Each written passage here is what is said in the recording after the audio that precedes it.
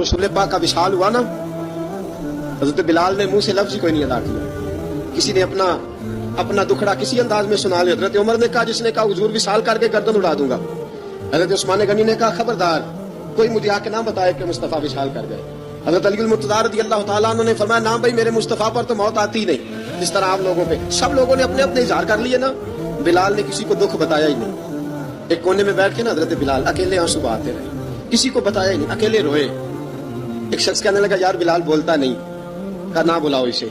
असर की नमाज का वक्त हुआ ना, तो वो बिलाल जो काबे की छत पे बगैर सीढ़ियों के चढ़ गया था, वो बिलाल जो काबे की छत पे बगैर किसी सहारे के चढ़ गया था, उस बिलाल को कहा कि बिलाल चल जरा आजान पढ़, मस्जिद की छत पे चढ़ जा। हजरत बिलाल कई बार चढ़े और कई बार गिरे, कई बार चढ़े और कई बार गिरे।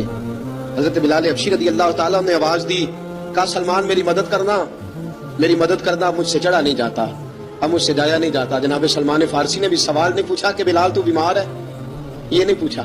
हजरत बिलाल को 2-4 सहाबा ने उठाया, छत पे पहुंचाया। बिलाल ने अजान शुरू की। जब कहा अल्लाहु अकबर अल्लाहु अकबर, वो आवाज जिसमें बड़ा सोज होता था, बड़ी दर्द, बड़ी बुलंदी होती थी, बड़ा जोश खरोश होता था, आज वो आवाज दब गई।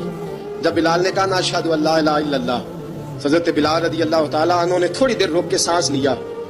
जब कहा ना अशहदु अन्ना मुहम्मदर रसूलुल्लाह, जो सारे चुप खड़े थे ना, उनमें से एक बाबा रो पड़ा, इसका नाम अबू बकर सिद्दीक था। जब हजरत अबू बकर सिद्दीक की आंख में आंसू आया तो हजरत बिलाल छत के ऊपर जमीन पे गिरे और अबू बकर ये ड्यूटी किसी और की लगा दे, ये ड्यूटी किसी और की लगा दे, अब मेरी रूह इजाजत नहीं देती, मुस्तफा करीम के बाद मुझे अजान नहीं पड़ी जाएगी। आपने वाकया सुन रखा है कि एक बार सहाबा ने बुलाया, दोबारा आए, हुजूर ख्वाब में मिले, कहा बिलाल तू आता क्यों नहीं? बिलाल छोड़ के चले गए थे, फरमाया मेरा यहाँ दिल नहीं लगता। मुल्क शाम के शहर हलब में चले गए थे, छोड़ दिया था मदीना मुनव्वरा। अब मेरी निगाहों में जचता नहीं कोई, जैसे मेरे महबूब हैं ऐसा नहीं कोई।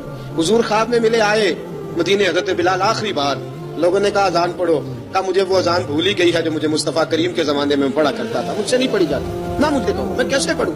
इमाम हसन और हुसैन ने आके दामन थामा ना, तो कहा बेटा मैं तुम्हारी नानी का भी नौकर रहा हूँ, मैं तुम्हारी माँ की चक्की भी पीसता रहा हूँ, मुझसे कोई फरमाइश ना कर डालना, मैंने नौकरी की है और मुझे अगर अल्लाह ने तौफीक दी तो मैं तुम्हारे बच्चों के पैर भी धोया करूंगा। लेकिन इमाम हसन रज़ी अल्लाह तआला अन्हु ने फरमाया बिलाल एक बार तो अजान सुनानी पड़ेगी। सुनाई बिलाल ने अजान। कोई घर मदीने में ऐसा नहीं था जहां से रोने की आवाज ना आई हो।